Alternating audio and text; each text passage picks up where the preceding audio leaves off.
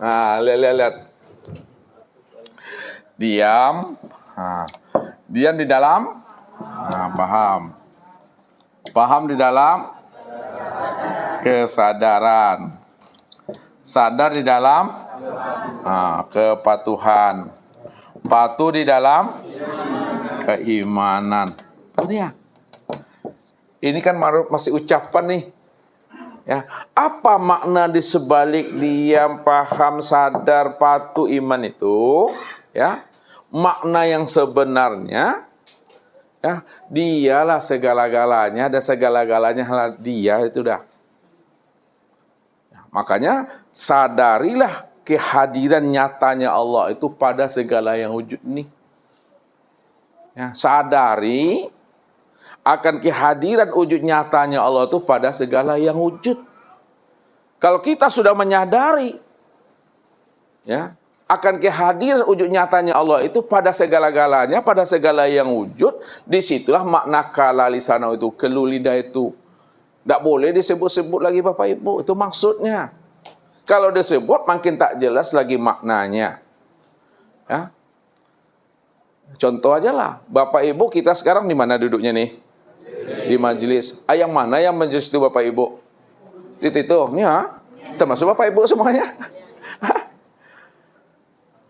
Ya, kalau ingin tahu majelis, keluar dari majelis nih. Baru tahu majelis. Kalau Bapak Ibu ingin tahu Tuhan, keluar dari diri sendiri. Bagaimana Bapak Ibu keluar dari diri sendiri? Diri Bapak Ibu nggak pernah ada. Cuma bahasa keluar daripada diri sendiri itu bahasa untuk menghantarkan bahwa sebenarnya yang ada secara mutlak hanya Dia. Jadi kita akan menghantarkan kepada kesadaran Dialah yang wujud semata-mata Tuhan. Kalau tidak disampaikan dengan kata-kata, bahasa dan suara, bisakah orang paham dengan kita itu Bapak Ibu? Bapak Ibu ingin menyampaikan Tuhan, pengenalan Allah kepada keluarga dan kepada teman. Tapi Bapak Ibu diam saja. Bisa enggak? Tidak pernah bisa. Lalu bagaimana supaya keluarga sahabat kita tuh kenal dia tentang Allah yang Bapak Ibu pahami? Perlu diuraikan, perlu dengan kata-kata. Kalau sudah berkata, apa namanya itu? Itu sudah bersifat tuh. Makanya dikatakan Allah itu sifat namun tiada bersifat. Ini lihat bahasanya tuh. Allah itu sifat namun tiada bersifat. Ya. Walaupun dia bersifat, kita menceritakan, kita menjelaskannya, sebenarnya dia bukan bersifat. Dia bersifat karena kita menyebut. Dia bersifat karena kita menerangkannya. Pertanyaannya, bagaimana Allah itu supaya tidak bersifat, Ibu-ibu? Tidak disebut, tidak diterangkan, berarti diam-diam saja. Itu dia. Supaya dia tidak bersifat, jangan disebut anto sela. Ya, itu yang makom diam tuh.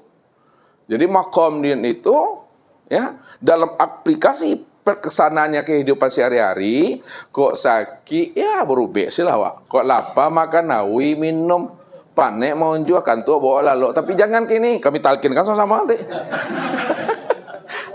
Jadi tidak ada lagi menyala-nyalakan nasib, takdir, itu maksudnya itu. Ya, kita sakit tidak pernah minta kepada Tuhan kan, tapi kalau sakit tidak pula pernah minta sembuh. Ale tak lo itu tuh. Ya, sakit tidak pernah meminta, tapi kalau sakit tidak pula minta sembuh itu. Karena Allah yang mentakdirkan kita sakit. Ini bahasanya turun ke bawah. Dan Allah lebih tahu lagi apa yang akan diperbuatnya. Allah lebih tahu lagi apa keputusan yang akan diambilnya untuk diri kita itu. Ya, ketika itu Bapak Ibu berobat juga enggak tuh? Tetap berobat, tapi dan berobat jangan menuntut. Ya, pokoknya kalau sakit berubah salah. Jangan itu tentu Tuhan tuh. Ya, itu mesti memahami makna tuh. Ya, abeko kalau udah sakit diam-diam salah. Tapi piti belajar tetap jalan. Ini makomnya Bapak Ibu. Ini makom, ya, makom Tuhan namanya. Makom sudah sampai pada makom Sidratul Muntaha. Makom yang sudah jelas. Jangan dijelaskan juga lagi itu, ya. Jadi minggu depan tidak perlu ngaji lagi. Udah jelas. Apa juga lagi mau dijelaskan? Nah, udah kelu lidah itu dah. Tinggal pelaksanaannya aja lagi itu. Ya, bukti kita mengenal Allah, lihat sabarnya. Di situ penglihatannya, di sifat jatuhnya tuh. Di sifat nih. Kalau Bapak Ibu sudah mengenal Allah, lihat di sifatnya, sabar nak dia tuh. Ikhlas nak dia. Tawakal nak dia tuh. Tuh dia. Ini mengaku sudah ma'rifat. Mengaku sudah mengenal Tuhan. Ya. Tapi cie durang ala limorinya dah. Kenapa lu? Itu mesti pahami, ya.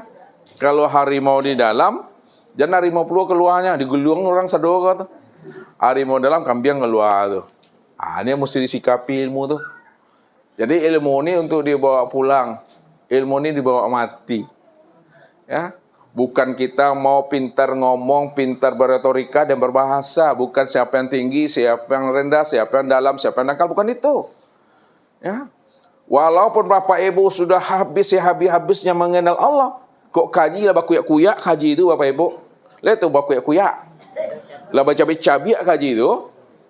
Walaupun sudah dikoyak-koyak lah dicabik-cabik, lah dicencang-centang kaji itu, jangan Bapak Ibu merasa telah berada pada level yang aman. Tinggal ingat tuh. Ya, nggak akan masuk neraka ya boleh doh. Amulah kita tuh. Itu betul cinta dah tuh. Pada saat kita ngomong, nggak mungkin saya masuk neraka. Aku udah kenal Tuhan tuh. Itu betul cinta tuh dah. Ya, walaupun Bapak Ibu sudah kenal Allah itu sekenal-kenalnya, wujud dan nyata, awal dia, akhir dia, zahir dia, batin dia yang wujud dan dia bersifat. Jangan merasa Bapak Ibu berada pada level yang sudah aman, jangan. Ketika merasa itu, situlah tipu daya tuh. Merasa itu diri itu. Jadi iblis itu selalu dia memanfaatkan kalam-kalam kita. Iblis itu selalu menunggangi kita melalui kata-kata kita. Kata-kata makrifat, kata-kata arif billah, kata-kata dah sampai. Itu selalu dia. Ya, jadi dia selalu menggelincirkan kita melalui kata-kata itu. Makanya jangan berkata-kata juga lagi kalau udah paham itu. Jangan ngaku itu maksudnya. Bukan tidak ngomong dengan istri, bukan tidak ngomong dengan suami. Jangan apa nak ngecek lah dah. Awal lah meripat. Bukan begitu maksudnya. Tetap bicara, tetap ngomong dengan udah dengan bini. Tapi pahamilah yang bicara itu siapa? Allah. Itu maksudnya itu, paham tadi itu. Bukan dilarang Bapak Ibu bicara, bukan. Tetap bicara, begitu ya. Yang terakhir. Orang makrifat tidak pernah mengatakan dirinya makrifat. Itu tuh. Orang yang tidak mengatakan dirinya makrifat juga belum tentu makrifat. Ya, orang dah sampai kepada Tuhan, tidak mau dia mengatakan dirinya sampai kepada Tuhan. Dan orang yang tidak mau mengatakan dirinya sampai kepada Tuhan juga belum tentu sampai kepada Tuhan. Jadi apa ucapan di situ lagi? La sautun wala harpun. Itu dia. Diamlah di situ lagi.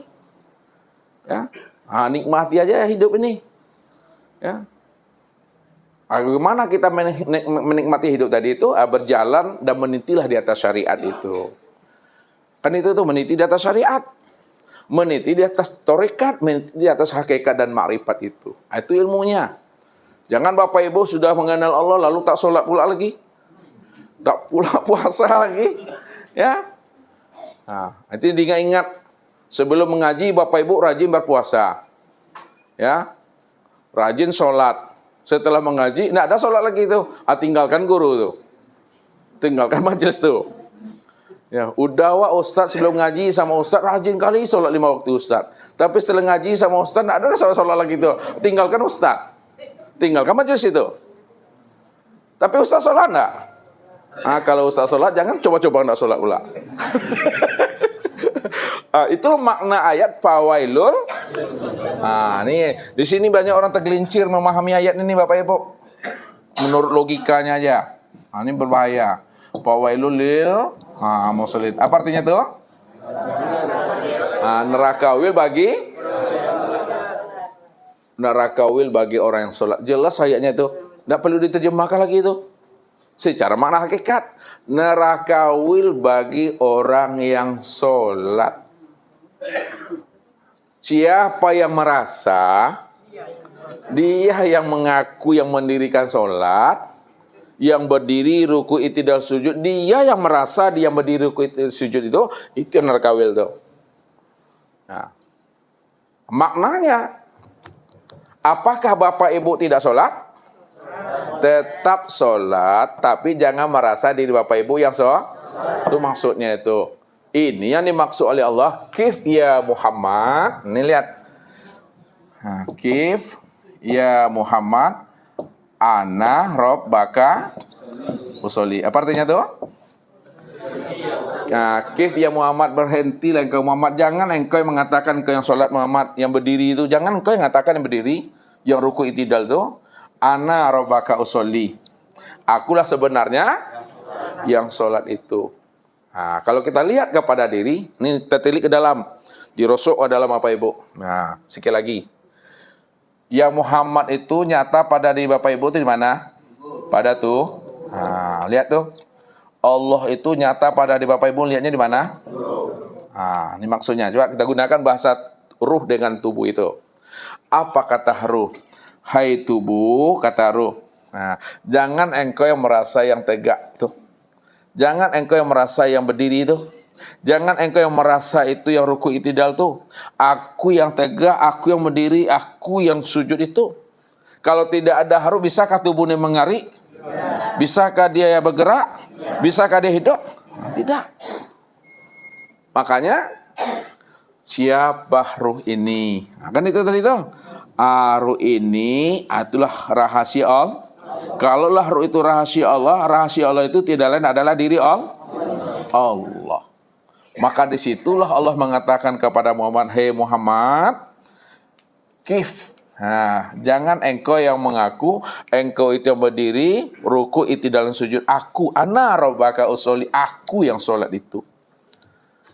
Jadi kalau Allah itu yang berdiri, maka nyatalah berdirinya Allah itu terlihat pada Muhammad. Kenapa nyatanya berdirinya Allah terlihat pada Muhammad? Iya, karena Muhammad itu nyatanya Allah, Muhammad itu zahirnya Allah, Muhammad itu tubuhnya Allah, Muhammad itu sifatnya Allah tuh, Muhammad itu wujudnya Allah tuh. Berpisahkah itu? Nah, tidak. Itulah maknanya. Nyatanya Allah karena Muhammad, zahirnya Muhammad karena Allah. Itu dia. Itu dalam penyampaian kaji sebenarnya. Padahal dia juga yang satu situ. Barulah ditutup wa ani'buduni hadza siratim mustaqim. Akulah yang menyembah dan memuji diriku sendiri, dan inilah jalan yang hak itu, yang benar itu. Itu maknanya wa aqimus sholata li zikri. Aqimis sholata li zikri. Apa maknanya nih? Dirikan sholat, itu mengingat aku. Makna hakikatnya nih kita dalami maknanya ya. Zikri itu nama siapa nih? Zikri itu nama Allah. Maka si zikri itu yang sholat tuh. Berpisahkah diri dengan namanya? Tidak pernah berpisah. Kalau tidak berpisah nama dengan dirinya, maka si zikri itu yang sholat. Allah tuh yang sholat itu. Itu maknanya itu.